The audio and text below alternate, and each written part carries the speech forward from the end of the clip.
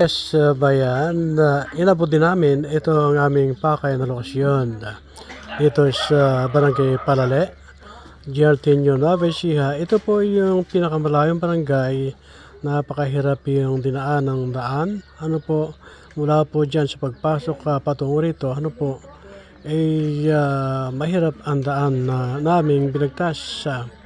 At ngayon, dito kami ngayon upang patupad ang isang misyon, may kaugnayan dito sa ating pong mga kasama at mga leader dito sa nasabing barangay.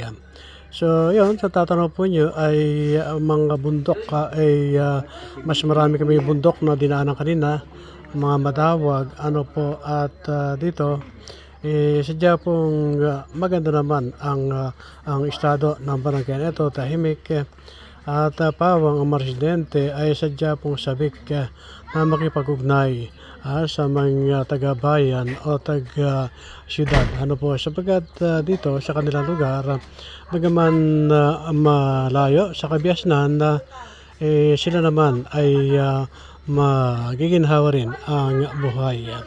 So ngayon kinukuha yung kanilang mga pangalan, yung iba, yung mga magiging leader, ano po, upang siyang makontak in case na may mga sakuna o may mga irregularidad dulot ng kalamidad dito sa lokasyon. Kung kaya't ito ang isang pakay ng GP Patrice na makaugnay yung ating mga barangay dito para po bigyan po sila ng impormasyon at yung mga biyaya at katulad ng mga programa ng GP Patrice ay may pagkakaroon po sa kanila sa anumang sandali na sila po ay mangailangan dahil sila ay talaga namang mahirap ang kalagayan, malayo yung kanilang lugar na kinalalagyan. Ayan.